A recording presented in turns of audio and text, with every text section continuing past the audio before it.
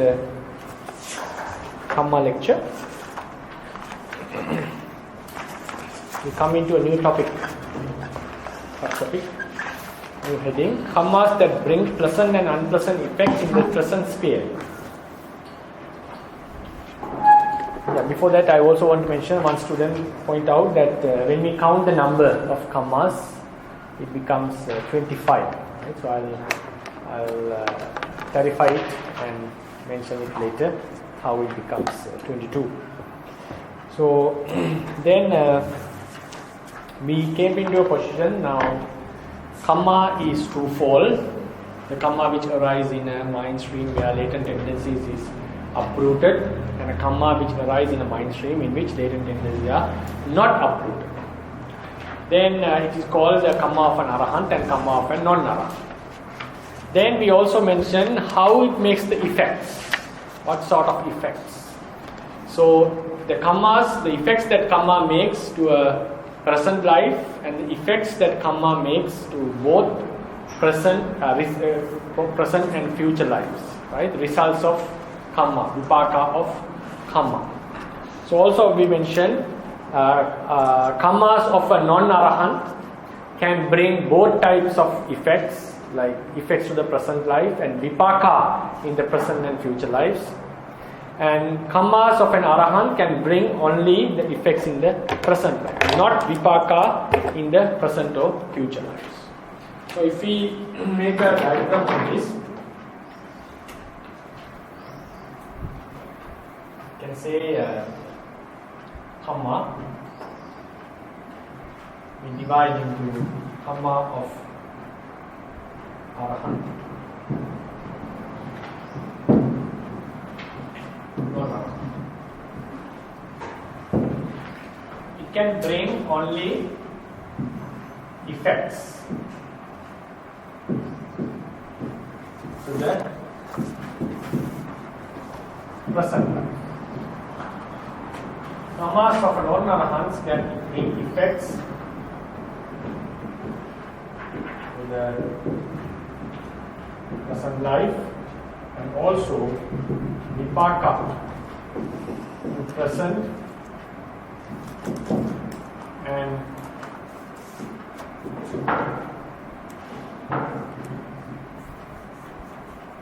future lives. Right.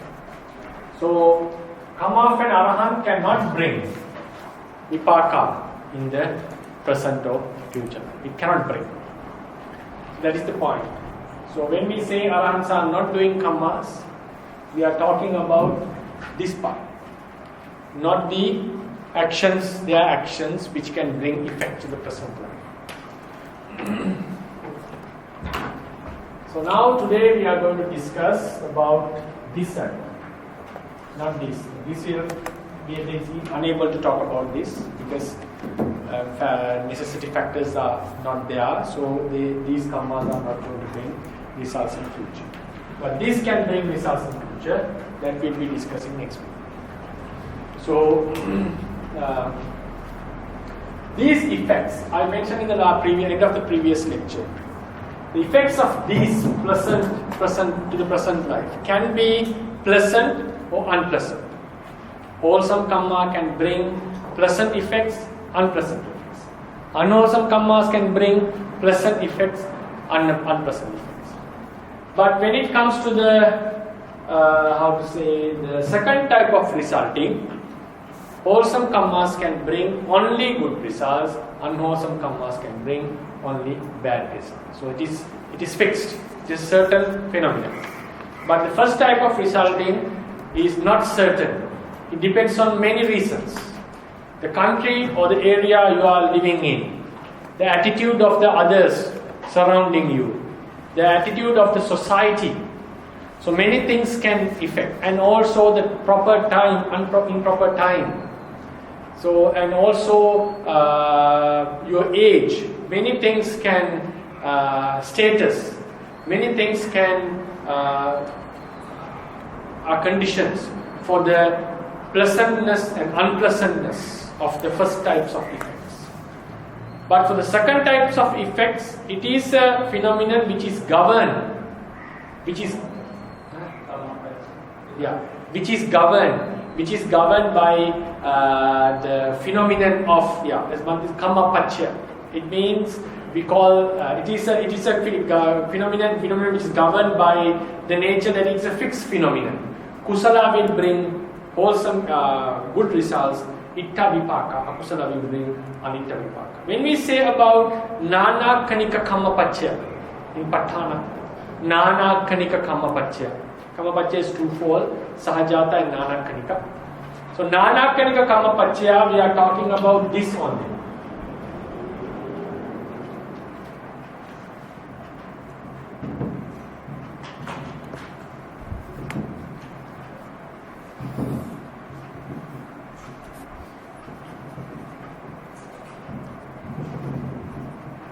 This is the nana kanika kamma pachayupanna.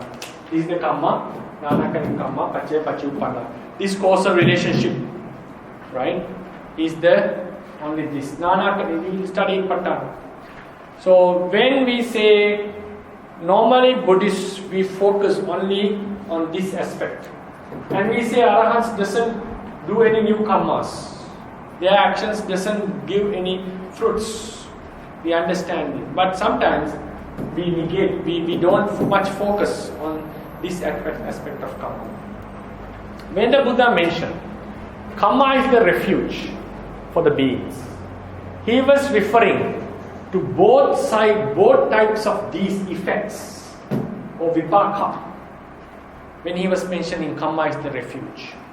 Karma is a refuge in terms of giving a good rebirth, because we are born out of a good karma done in the past. It's a refuge for us. But at the same time, our present life, day-to-day actions, our decisions are also our refuge. If you practice well, if you study hard, if you work hard, you will get into a prosperous life, to a successful career. So this is not going to be brought out of karma. So in suttas we find two types of beings, kamma palupa jivi and uttana palupa jivi. So when we say kamma palupa jivi, some lives like devas and beings in the hell, their life is greatly, mainly depending upon this phenomenon, the second type of phenomenon.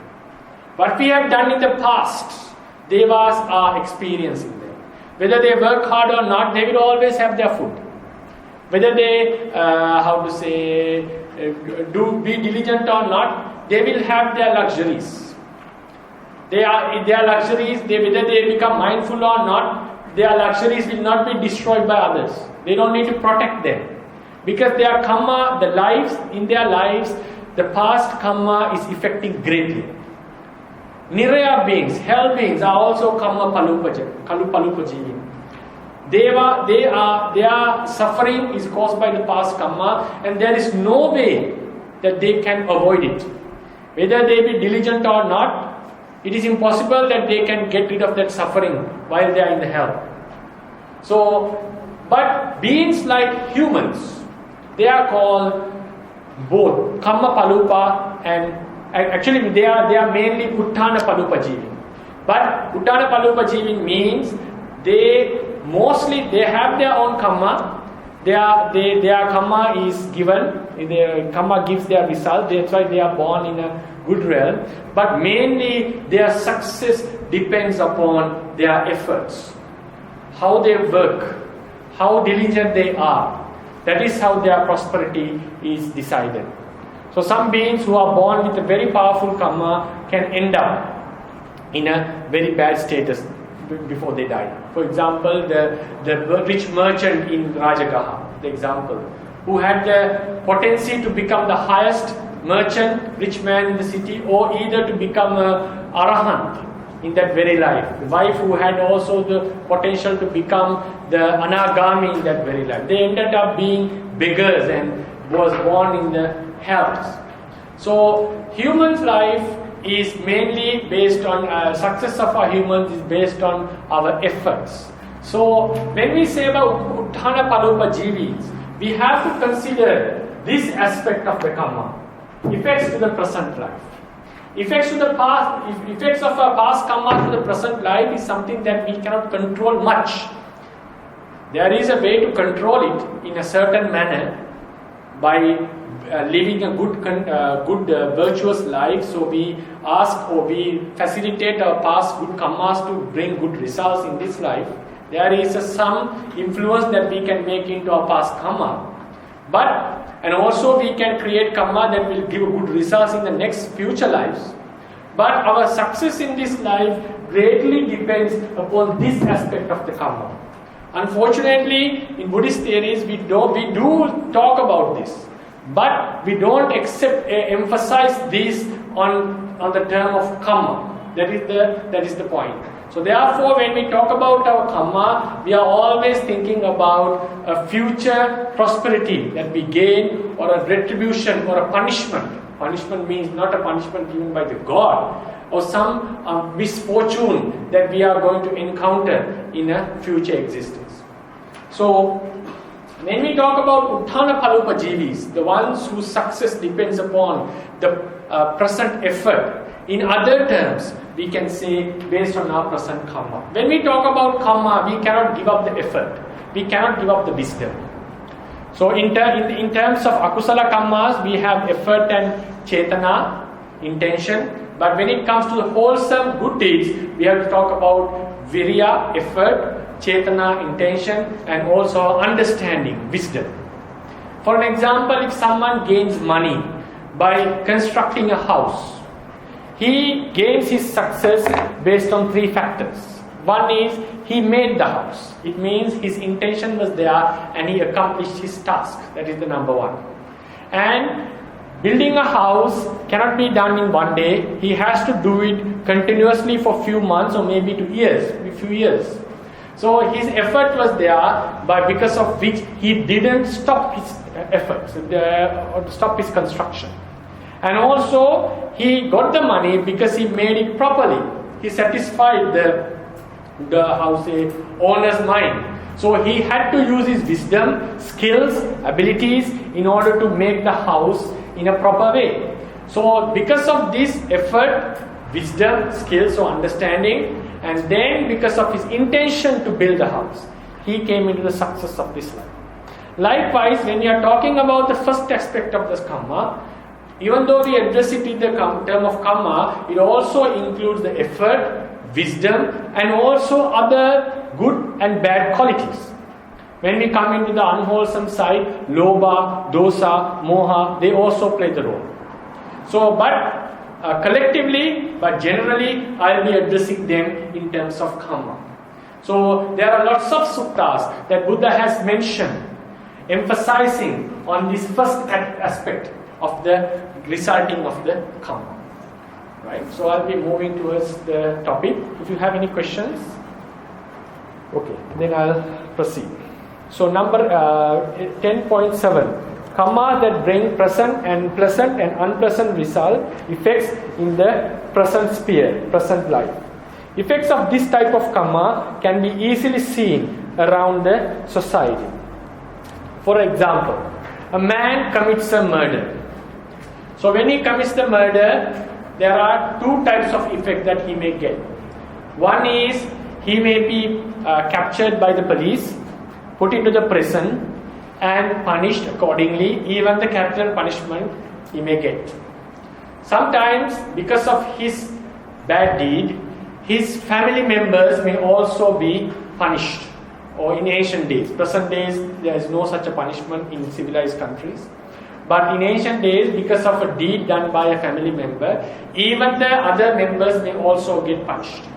Surely they will be accused. There will be an ill reputation spreading for them. So likewise, if someone causes a killing, it can have bad effects to himself and also to the ones who are connected with it.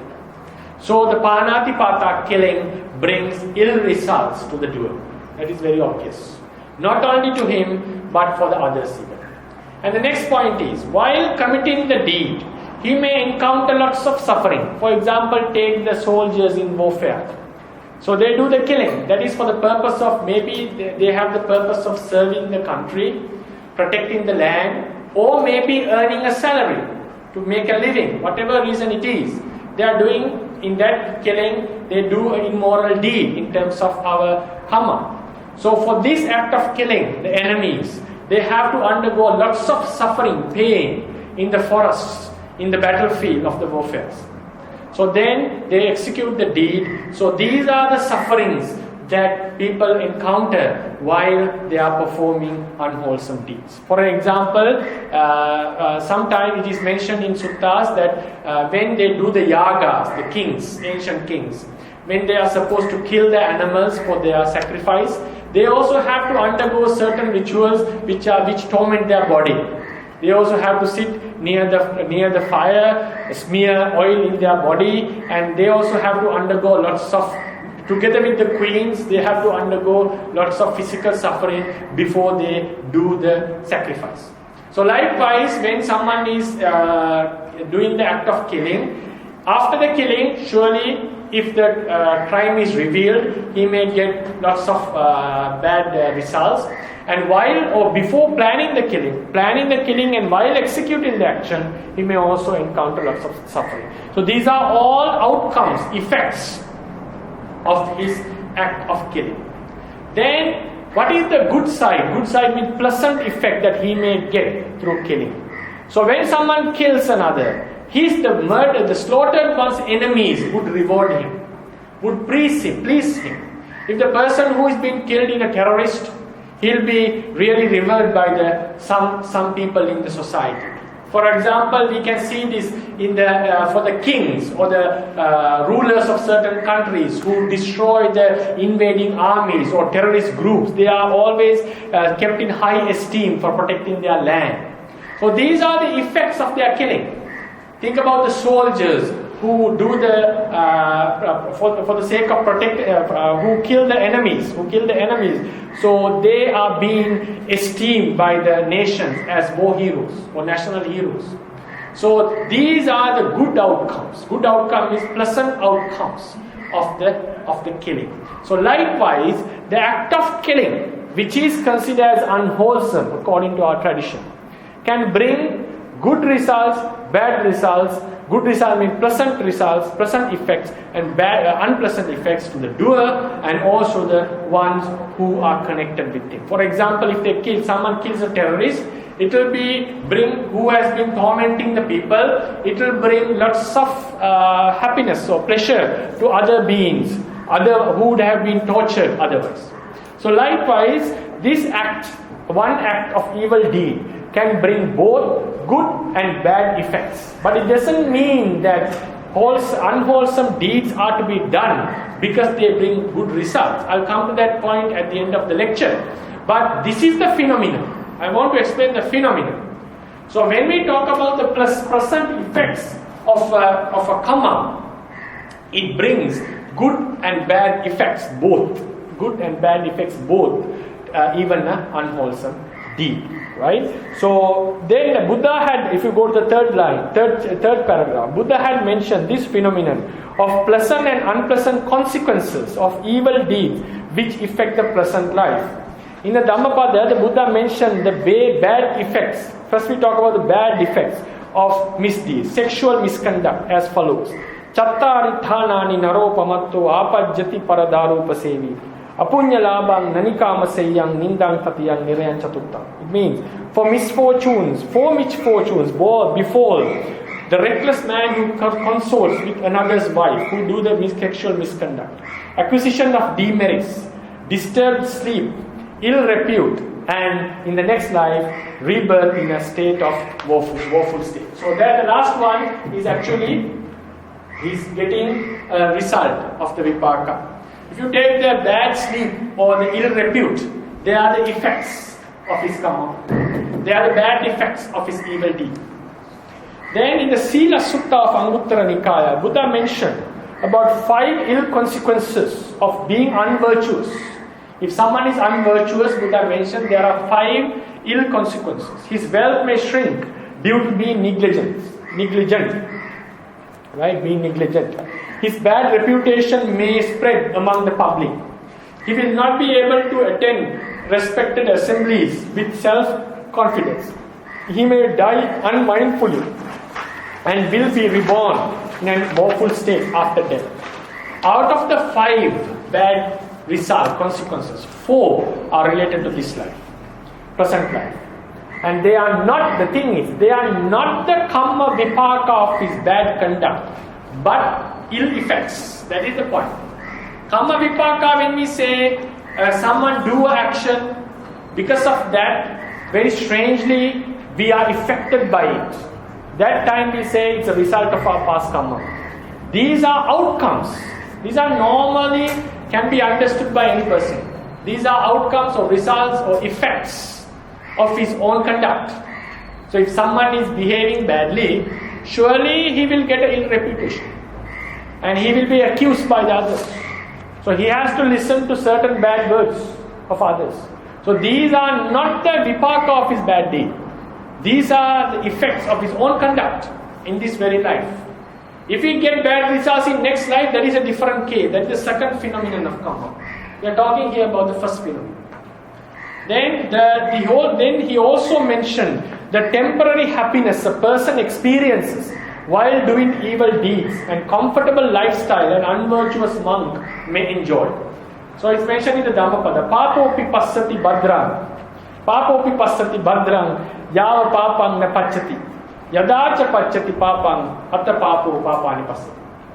It may be well with the evil doer as long as evil ripens not. As long as the evil is not ripening, it may be good.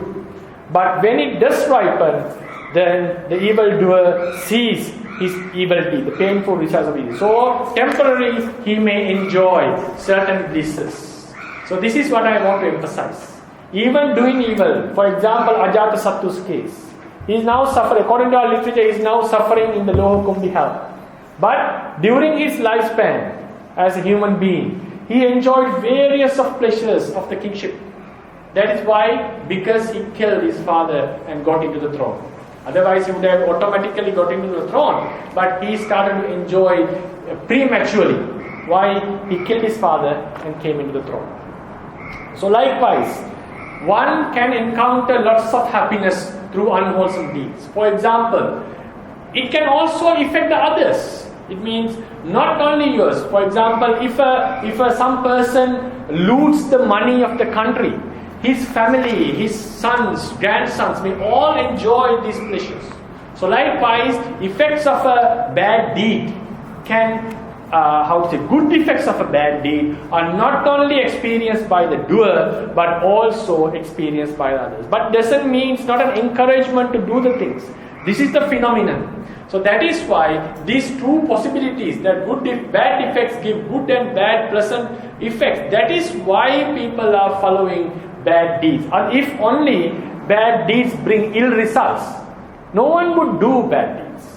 So that is the reason why humans tend to follow bad deeds in order to get the pleasure. So we cannot deny the fact that bad karma is only giving a bad result. It is true in terms of karma vipaka theory. But if you talk about the karma which affect the present life, we have to admire the fact that it can bring good and bad both effects to this in this present life. Not only to the person doer, but also who are related with the doer. Then think about the monks, Samma Ajiva. If a monk practices entire Sila, a person who practices knows it's not difficult to live a virtuous life as a monk. There are lots of difficulties, especially with regard to Ajiva. He cannot find his requisites as he likes. Sometimes he may have needs, but he has to get them virtually. So he has to tolerate a lot. Sometimes he has to keep himself, even due to sickness, he has to tolerate his sickness because of keeping the sila. So Buddha mentioned this phenomenon. Sujivang ahidekena kakasurena dhansina pakandina pagabbena sankilitena jivitam. But what he mentioned was, a person who doesn't follow these rules may live happily, may live easily. But this is temporary. But in this life, he may have a comfortable lifestyle.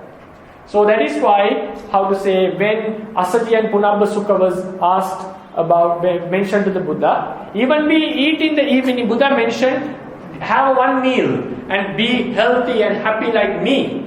Then they mention, we are having 3 meals and we are also happy and healthy like you. That is a very nice argument he brought to the Buddha. I'll come to that point at the end of the lecture. So the thing is, even without following the rules, right, one can have this pleasurable lifestyle. That's why they say sujivang ahirikena kakasurena dhansina pakkandina pagabbena sankilittena divita. Easy is life for the shameless, one who is impudent as a crow, is backbiting and forward, arrogant and corrupt. So it is easy to, especially for a monk, for it is easy to live. The life becomes easy if he doesn't follow the Vinaya rules. So likewise, good conduct, bad conduct. So bad conduct, we are talking about the bad conduct here. Bad conduct brings pleasant result. Pleasant result is pleasant consequences and also unpleasant consequences. Now we go into the second aspect, the wholesome karmas. Wholesome karmas also have good effects and pleasant effects and unpleasant effects. On the other hand, someone keeps his virtues very well. Due to his good conduct, he will be respected among the common folks. He will be able to enhance his wealth due to being diligent in his work. He will be able to attend any formal assembly with high self-confidence. And finally, he can face the death mindful. You can find this in the Sila Sutta. In the same sutta, Buddha mentioned about the ill consequences of being unvirtuous. He mentioned the pleasant consequences of becoming virtuous. Last one is being born in a good realm. That is belong to the second phenomenon. For the present life with the first effects. Moreover, if you go into the there is Chetana Karaniya Sutta. You can see it in the footnote 55. Moreover, a virtuous person would naturally be free from guilt. This would lead him to attain higher spiritual blisses much easier. Right? These are the pleasant effects of his good conduct, not the kamma vipaka. These are not kamma vipaka of his conduct. These are the pleasant effects. Moreover, due to being a virtuous person, his relatives, friends, and even employees, if he's a lay person, under him may also enjoy various benefits. We know some rich people who are very virtuous. So when we know the employees are from his company, they will also be respected because of the good conduct of the person. Right? So likewise, this good conduct of someone not only brings good results to him, to his family members, to his relatives, friends, and also to the people who are connected with them. So likewise, these are the good pleasant aspects of good conduct. And also while performing, I didn't mention this, while performing a good conduct, like a virtuous life, so Buddha also mentioned, Mandapeyamidam bhikkhave brahmacharya. This virtuous life, if you lead it properly, with good sila, with good concentration, with good effort, this life brings lots of bliss. So Buddha mentioned that this blissful attainment of Nibbana should be attained with whatever sacrifice. But he mentioned, I don't ask you to attain this with suffering, like the Arthakilamatanu, like self-mortification. I ask you to attain this Nibbana with great bliss through a blissful path. It means when you have a good sila, good concentration, good understanding, he will experience lots of happiness. In meditation, in vipassana meditation, he will come into a state called amanusirati, a happiness that surpasses even the pleasures of a universal monarch. So likewise, this good conduct brings lots of pleasant results to our life. At the same time, Buddha also considered that these good wholesome deeds can bring unpleasant results as well. Before going to that, I'll explain a quotation taken from Mulatika. The Mulatika, while explaining why Abhinya Chetana does not yield any results, states that people get in this very life as effects of their present life, charity and virtue, are not results of their wholesome deeds, but just bearing outcomes, anisansa, of their admirable acts, charity and virtue. These are called anisansa, not kamma vipaka. These are called anisansa. So then, when we, moreover, when keeping a proper conduct, One may also encounter various types of difficulties. One has to endure physical suffering time to time when keeping a good conduct, especially while living a homeless life. Occasionally, one can undergo physical and mental suffering even. So when we are living a virtuous monk life, there are lots of, not only a monk, but layperson also. If you are going to keep your 5 precepts, Buddha has mentioned it's not easy to keep the 5 precepts in a lay life. Especially it is very difficult to not to lie in the lay life, right? So likewise, if someone wants to keep this, he has to undergo or face lots of hardship, endure lots of mental and physical suffering. Then only you'll be able to complete your conduct. So these are the results or outcomes, sufferings that we get through wholesome deeds. Then especially, this could be seen during the dark ages of the European society. We all know that some good-hearted females who cured others' sickness were burned to death, being alleged of performing witchcraft. Sometimes we know who really cured the other humans. Some females were accused of being witches, having witch connection with evil demons, and they were burned to death. Not normal killing, they were burned to death. So their good conduct of compassionate act of curing others, it affected to their, death. So not only them, at that time, even the families of those women had to undergo lots of difficulties due to the unwholesome conducts there. So therefore, by doing a wholesome act, they had to face certain effects, right? So thus the suffering one undergoes while performing good deeds was mentioned by the Buddha in the Dhammapada. Hirimata dujjivang niccang suti gavesina alinena pagabbena suddha jivena pasata. Especially for a monk who practices the sila, difficult is life for the modest one who always seeks purity. If he thinks about his vinaya, it is not easy. He is detached and unassuming, cleaning life and discerning. So it is not easy, the Buddha, dujjiva.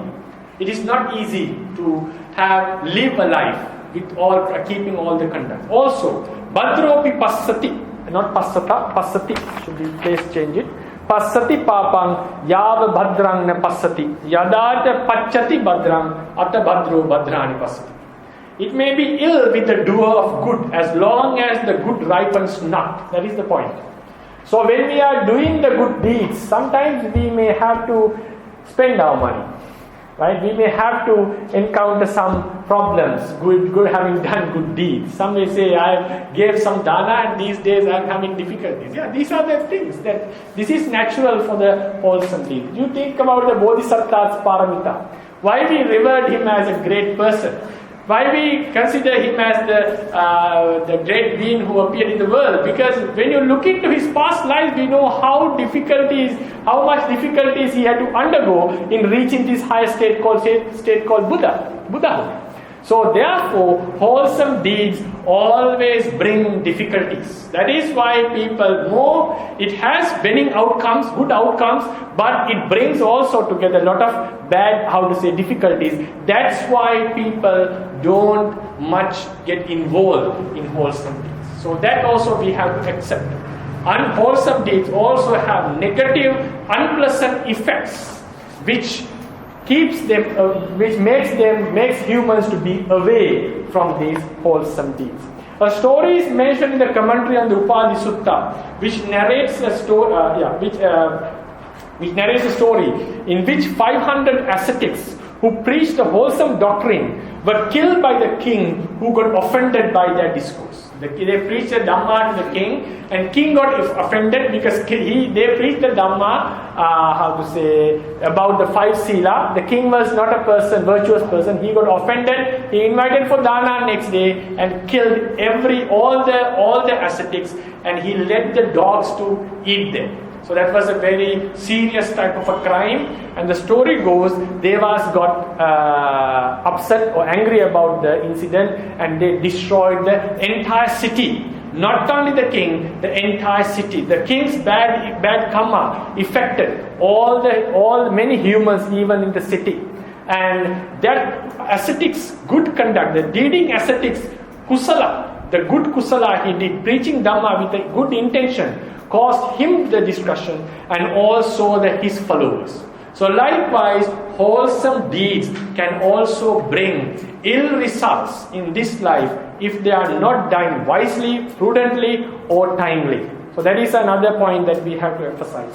Wholesome deeds would bring good results in the future, I would say, in the second phenomenon. There is no doubt about that. But we have to keep in mind that wholesome deeds can also bring ill results, and some ill results would happen based on the time you do the deed, the country you do the deed. For example, we consider going Pindapata is a good act in Asian Buddhist countries.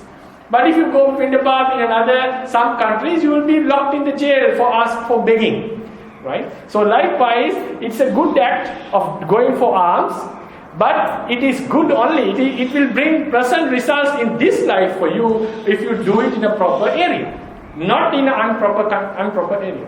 So you have to consider about the time. You have to consider about the area where you live. You have to consider about the society. Some countries, if you go and preach about the Buddhist teaching, you can be killed easily. So because that time the society doesn't accept have a very negative aspect about some teachings. If, for example, Buddhism, so then you can get easily killed or easily harmed by others. So even though the kusala brings good results in the second phenomenon, it can also bring good present and unpleasant results according to the first phenomenon. So if someone is bold enough, so someone should be wise, he should know that kusala can bring both results in the present sphere. So if you think the unpleasant results of the kusala is really harmful, it's your decision to take whether you take the action or not. But whether it brings good or bad results in this phenomenon, surely it is going to give good results in the second phenomenon. That is a permanent fixed phenomenon. So that was the difference of the Bodhisattva and us. So it means Bodhisattva, he knows this. So he knows some of his present karmas, good karmas, would give devastating results in that life. But he takes the decision because he knows.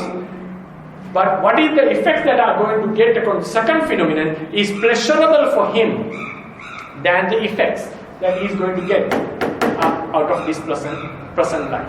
So that is why even being cut into pieces by some enemies, he still practiced good virtues without fighting back. So his good karma of patience or practicing metta has effects of ill effects to him in this present sphere. Someone can argue at that time. So that why did if we fight with him and got escaped, it will be praised by some. But in that occasion, he weighed the effects that I'm going to get out of the second phenomenon. It's more he appreciated them than the ill effects that he's going to get in the present phenomenon. Right, the first phenomenon. And some lives, we talk about Jatakas, he is praised for killing the enemy, saving the country, saving his relatives by killing the enemy. This is his paramita. This paramita means this is praise for his, in some lives, he is praised for this ability. So in that case, for example, sometimes even he did a bad karma and brought good result for the other beings. For example, in some lives, in one life, being a pig in the wild boar, he managed attack to a tiger, and they killed the tiger, and he saved lots of pigs, his relatives, that would have been otherwise killed by the tiger in future. So in that Jataka, the praise is given for saving his relatives.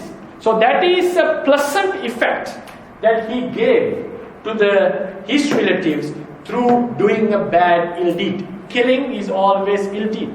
That would bring him ill results bad deed in the present result gained by a bad deed. But it will give a bad effect to him, bad result to him in terms of the second phenomenon. So likewise, when you have that clarity about the karma, you can analyze what sort of, in certain jatakas, what is the aspect the jataka is pointing at.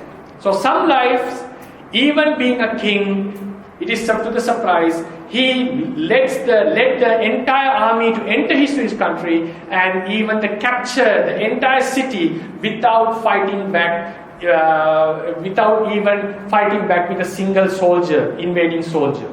And then somehow, sometimes in some cases, he may rescue the country because of his spiritual powers.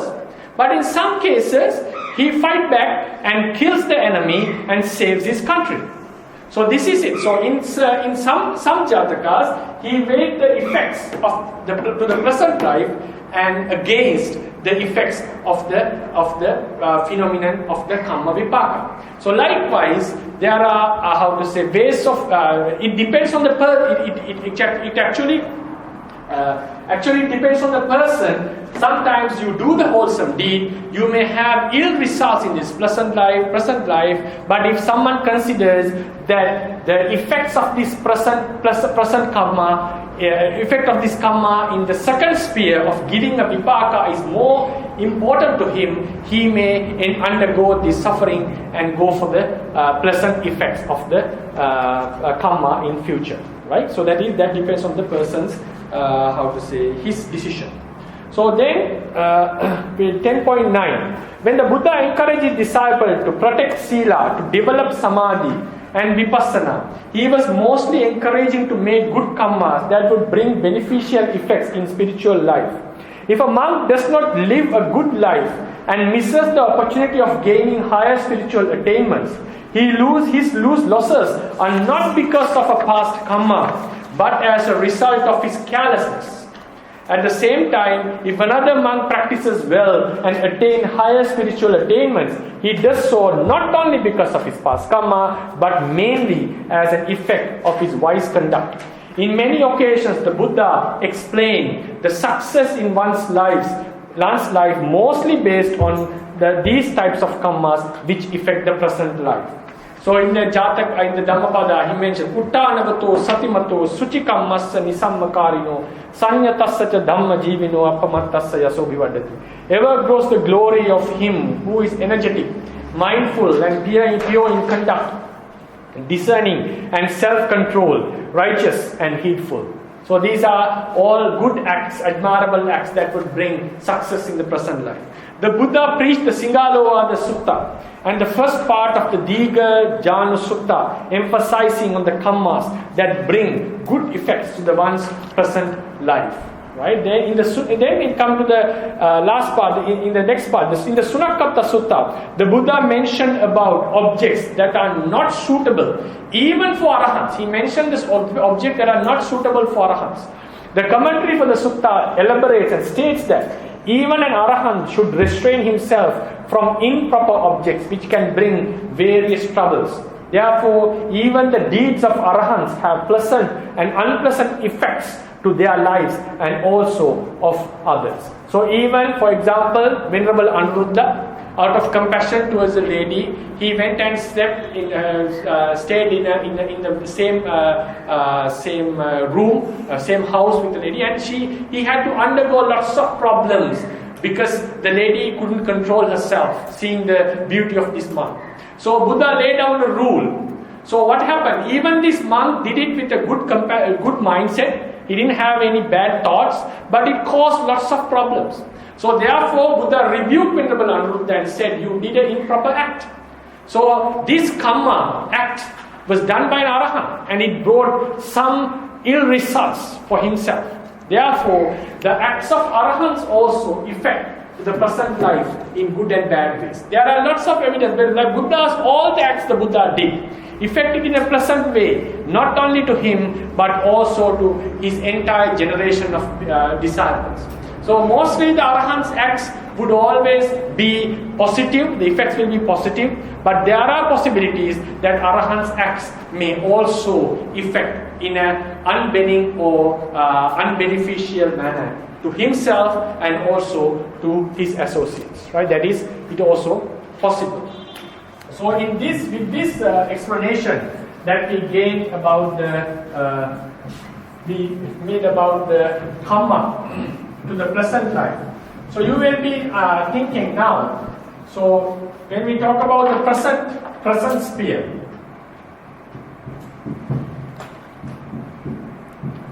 present sphere is present life, we have kusala karma, wholesome deed, right? We say good deeds. Then we have bad deeds, evil deeds. This can bring two types of effects. They can bring pleasant effects, unpleasant effects.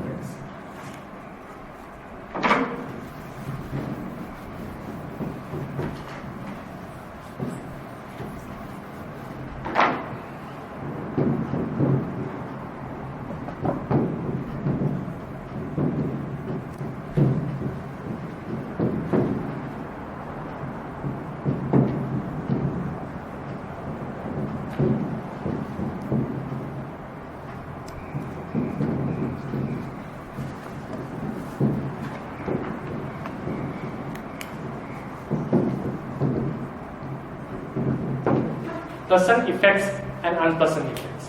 So how do we understand, how do we distinguish this? So Buddha doesn't deny that akusala karmas have pleasant effects and akusala karmas has unpleasant effects. Right? So this, as I mentioned, when, how to say, in the Gita Giri Sutta, when the Buddha questioned Asadi and Punabha Sukha, Buddha mentioned in the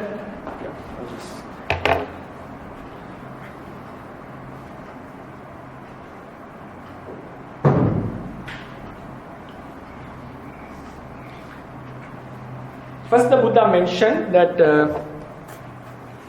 he mentioned that ask the monks to become healthy and happier as him by having one meal. He asked the invited monks. Then what happened was Asaji and Punabhusuka, who were residing in Kitagiri, they mentioned that having 3 meals, we are also happy and healthy like you.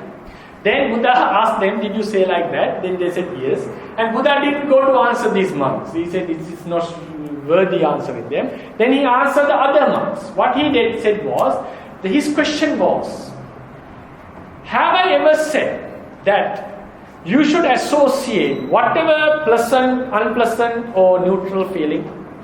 So the monk said no. So what I asked to say, if I get the gist of these teachings in the Sutta, so what he said was, I have asked you to associate only the pleasant, unpleasant, neutral feelings that would increase your wholesome qualities and decrease your unwholesome qualities.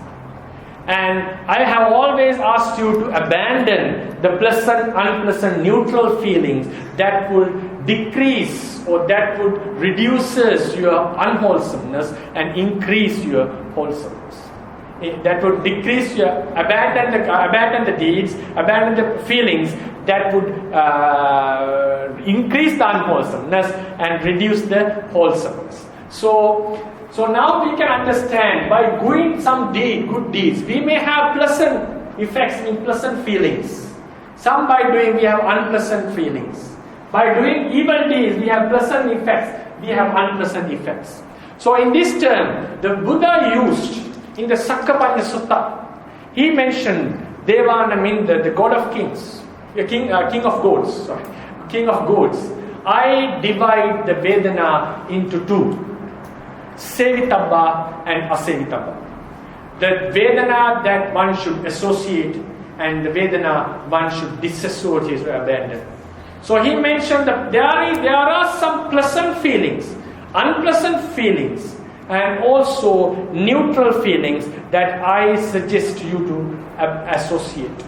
And there are some pleasant, unpleasant, neutral feelings that I suggest you to not associate, to abandon.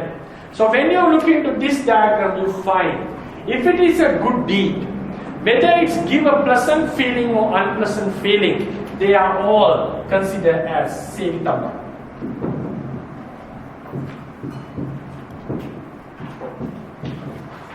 Then if it is done by an evil deed, whether it gives you a pleasant feeling or unpleasant feeling, it is called asayitapa.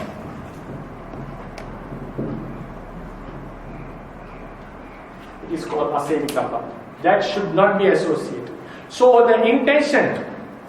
So this brings some morality. We can go to ethical definition. Yes. For some acts. Yeah. And Yeah. So we have recognized three suttas: Saṅgha Sutta, Parabhava Sutta, and Vasara Sutta. Yeah. Which define some good acts and bad acts. Yes. So I think that also can bring to here. Yes. Yeah, thank you, Fuman. So actually, what Bhante mentioned, now there is an ethical point of view. What was the Buddha's intention?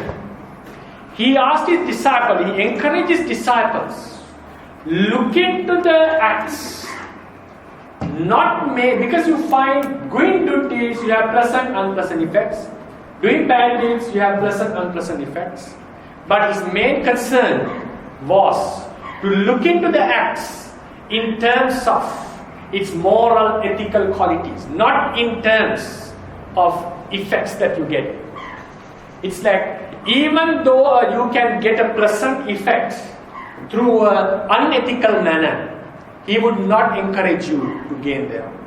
Even you get an unpleasant effect through an ethical manner, he would not deny you. He would always encourage us if it is suitable. So likewise, so if you go into suttas like as Bhante said, Mangala Sutta, Vasala Sutta, Parabhava Sutta. So in those suttas we find the things that we should do and things that we should not do. Right? They are emphasizing on the quality of the deed. Right? Of the quality of the deed. But it doesn't deny the fact that some wholesome deeds may bring unpleasant results in the present life, and also evil deeds may bring pleasant or unpleasant effects in the present life. But what a disciple should mostly focus on, not of the pleasant, unpleasant effects that they bring in this life. Its base should be its moral quality of this. So now, for the concluding of the lecture, we'll come into a diagram of 4 points. That a pleasant effect through a good deed, an unpleasant effect through a good deed. Then we have a pleasant effect through a misdeed and an unpleasant effect through a misdeed. So in terms of this, for example, unpleasant effect through a misdeed, what the Buddha's intention was, you have to be, you have to be frightened of this effect. That effect should be frightened, and eventually the bad deed should be frightened of. So this is the object of to be frightened of, ottappa.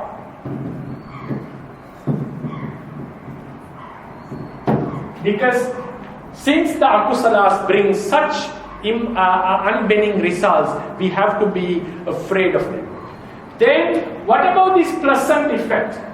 This pleasant effect, Buddha did not ask us not to admire this. It is not something that should not be admired. So therefore, this evil deed that brings this pleasant deed should not be admired.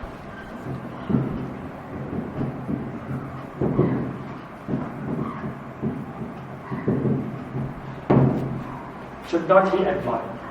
Then we have good deeds which bring pleasant effects and unpleasant effects. If you are talking about the unpleasant effects of the good deeds, if you look into the teachings, we find these unpleasant effects, the approach should be you have to tolerate. You have to tolerate the unpleasant effects and then courageous to do good. So he would ask you to bear the pains, be courageous, don't give up, work till your blood is wasted, work till you attain your final goal. That is what the Bodhisattva's example is. So the bad effects of a good deed should be tolerated, and eventually good deeds should be done Painful results should be tolerated, and you will be able, you can painful, right? You should be able to do it courageously. Then pleasant effects of a good deed should be admired. So then you have to follow it happily. That is the point. So they are always admired, and eventually, so good deeds should be done happily. It's a pleasant mind. Should be done pleasant mind. So when we consider about the good effects of a good deed, our mind, we are happy to do that. When we consider about the bad effects, ill effects, unpleasant effects of a good deed, we should bring the courage, tolerance, patience, and then should try to do that effect without considering about the unpleasant features. It will bring, and also if it is still unbearable, you have to go to the second phenomenon, because it will surely bring a good result in future. That is another point, right, to understand. Then, if for the unwholesome deeds, the unpleasant effect should be frightened of. Because of this, I am not doing such a thing, because this will bring such bad results. But pleasant effects should not be admired. So therefore, it should be like hirit, that should be disgusted. It should not be followed. That you should feel it like something disgustful. So that is how we have to divide the kammas based on that. If that is the moral message that we would get. But finally, before concluding, I also want to emphasize the unpleasant effects of a good deed. If it is really unnecessary, that we have to consider whether you do it or not. The greatest example Buddha gave was the Vinaya. So even in Vinaya for monks, he have prevented some wholesome deeds because of the possible ill results that he may get by following certain acts. That is called Ditta Dhammikānaṁ Āsamānaṁ Saṅgha. Not only unwholesome deeds. If you study the Vinaya, you find not only unwholesome deeds, even wholesome deeds are being prevented for the monk. For example, if you take for a monk and for a nun, preaching to an opposite person of opposite sex alone, the Pali Dhamma. This is considered, even though it is a very wholesome deed, this is prohibited because this can happen. This can bring ill results for him and also in the future, right? For the community. So such things that even it's a pleasant good deed, because it can bring lots of harmful effects, they are prohibited. So that is the aspect of Vinaya. Then the pleasant effects of a good deed should be handled prudently without arousing greed and defilements. So for example, one may get pleasant results being a virtuous monk, virtuous person. But it has to be mundane plus happiness you gain through good kammas should be handled prudently. Otherwise, we may go into the conceit of mana or looking down upon others who are unvirtuous, and lots of defilements can arise with it. There's nothing to talk about these evil deeds. They should be abandoned, asevitamba. But sevitamba part, even the wholesome deeds which give bad and ill results, the same deed, if it brings unnecessary unpleasant results, we have to consider about how to overcome it. Also, it is a matter of fact. And if it is a pleasant result, we have to handle it wisely. Otherwise, it can lead to arising of unwholesome thoughts. So that is the points that I want to discuss. So we discussed about the present effects to the present life through wholesome and unwholesome kammas, and we found that lots of evidences are there that the Buddha has acknowledged that the unwholesome deeds also bring pleasant and unpleasant results to the present life, and also wholesome deeds brings both pleasant and unpleasant results into the future life. And also based on this, Buddha has defined the Vedana as sevitabba and asevitabba, and this is the mindset that we should have regarding wholesome and unwholesome deeds, looking into their results. If you have that's the lecture that I would like to share. So if you have any questions, you can ask. Yes. One question. Yeah. Just Mention, mention, for example, that some people, for example, a leader had some qualities and he do something bad or good. Yeah. And the community or some people for whom he's responsible for, after that, get the karma of that, the effect of that one person. Is that, contradictory to the law of karma? Because, for example, people under his guidance, for example, many people, they were virtuous, very good, but because of leadership, they did something bad, and all were punished, or all were got the results, bad results. So I think you got this question, right? A leader of a country does a bad thing, so if you take all the other humans, does this contradict with the karma vipaka theory? Right? So first thing I want to say is, today we didn't talk about karma and vipaka. Karma and vipaka, if you talk, karma brings a result. So in the second phenomenon, it brings results to the doer. Karma is experienced by the doer. But also we find direct information given by the Buddha. Even the second phenomenon of karma can affect other people. That is a very nice statement given by Dullabho Purisa Janyo Nato Sabbat Jayati Yattaso Jayati Dhiro Tang Kulang Sukamedat, he mentioned.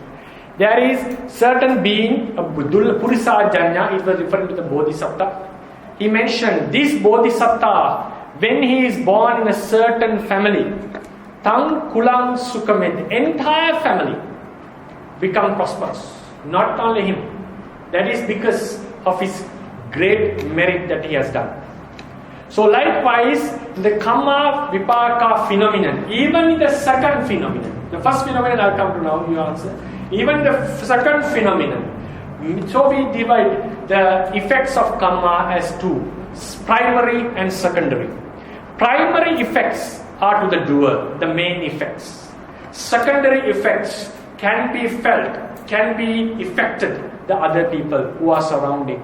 But that will affect only as long as you are with him, not you are apart from him. For example, there was a monk called Losaka. So when he was born in the mother's womb, the entire clan, right, entire village came into starvation. They couldn't get any food. So then what happened? They divided the village into two. The part where the group in which his mother was having him as the womb starved, the others were released. They could get the food. So likewise, so it affects only to the people who are surrounding him. It's a secondary type of effect, right? So, but today we discuss not about the karma vipaka. This is like the effects of the karma. It's like you study hard, you will be successful. This is not a karma vipaka of your act.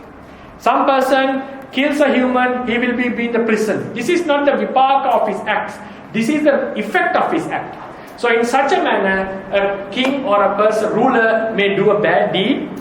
As an effect, not only him, the ones who got angry kills the entire city. For example, you think about the incident which happened in South Myanmar in King Anuruddha's time. Because of a wrong answer given by one king in the South Myanmar, according to the history what we know. So because of this, it offended the king Emperor Anuruddha. So what happened? A huge human slaughter got because of a misword of one king. So these are the effects of this act. So during the war, everyone who got killed, we cannot, some who have got killed because of the past karmas, but some are not because of past karma, it's just because of the present warfare. And why it was caused? Because of his careful words for another king. Should not use such words for another king, answering another king. So because of this act, affected, not only he was captured, Manuha was captured, and his citizens, soldiers, many were killed in the war. So these are called effects of its deed, not the vipaka of its deed. Is it clear? It's not the vipaka. So today I was talking about the effects, not the vipaka. Next week we discussed about the vipaka. Is it clear? Okay, so then, tomorrow there will be no fundamental classes, so I'll be start taking on next Saturday.